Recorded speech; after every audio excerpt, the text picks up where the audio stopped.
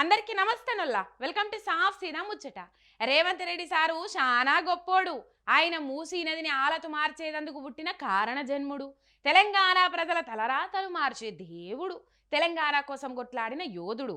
అసలు భూమి మీద ఆయనకు సాటి ఎవ్వరు రారు, పోటీ ఎవ్వరు రారు. అబ్బా, ఉత్త డైలాగులతో చెప్తే వెయిట్ లేదు. 2 చిడతలుంటే మంచిగుండు, ఇంకా వెయిటేజ్ బాగా వచ్చేది. మరేం చేయమంటారు? ఇగో గిట్ల పొగిడితేనే రేవంతుల వారి రాజ్యంలో ఎవ్వరికైనా సరే రాజపూజ్యం ఉంటుంది.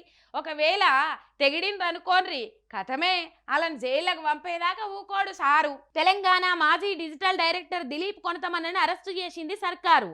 అది కూడా విచారణకని పిలిచి అట్నుంచటే అరెస్టు చేస్తున్నామని చెప్పిండ్రు. మరి దిలీప్ అన్న చేసిన తప్పేంది అంటే, సర్కారు తప్పులను సోషల్ మీడియాలో ఎత్తు చూపిండు. సర్కారు పోతున్న పోకడ కరెక్ట్ కాదని చెప్పుకొచ్చిండు. భారతదేశంలో పుట్టిన ఏ మనిషికైనా రాజ్యాంగం ఇచ్చిన హక్కు ప్రకారం ప్రభుత్వాన్ని విమర్శించే హక్కు ఉంటుంది. అది కూడా ఎట్లా బూతు మాటలు మాట్లాడకుండా, ఇంకొకరిని కించపరచకుండా విమర్శించవచ్చని కొద్దు కోర్టులే చెప్తున్నాయి. ఇవన్నీ అక్రమ కేసులు. వీళ్ళు ఏ ప్రొసీజర్ ఫాలో అవుతలేరు, వీళ్ళు ఇష్టారాజ్యంగా వ్యవహరిస్తున్నారు. సోషల్ మీడియాలో ప్రభుత్వాన్ని ప్రశ్నిస్తే వాళ్ళకి ఇష్టం వచ్చిన సెక్షన్ల కింద కేసులు పెడుతున్నారు. ఎవరిని ఎక్కడ పడితే అక్కడ పికప్ చేస్తున్నారు, అరెస్ట్ చేస్తున్నారు. దీన్ని మేము మొదటి నుంచి చాలాసార్లు ఎక్స్పోజ్ చేసినాం. వీళ్ళు అసలు ఏ చట్టం ఫాలో అవుతలేరు. వీళ్ళు ఇష్టరాజ్యం అంటే ఈ రాష్ట్రంలో ఏం నడుస్తుందంటే వాళ్ళు ఏది రాసుకుంటే అది చట్టం లెక్క అయిపోయింది.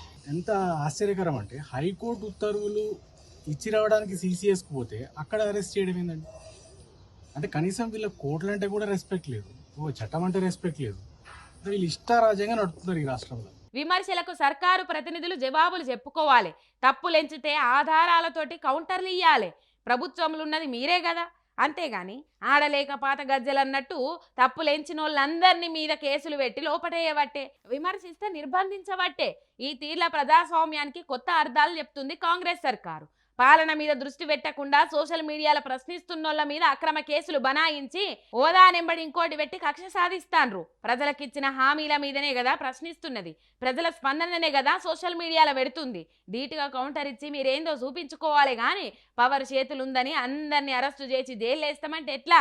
సర్కారు ఇదే పోకడపోతే రానున్న రోజులల్లా జనం జల్దిగానే బుద్ధి చెప్తారని అంటాన్రు అంతా.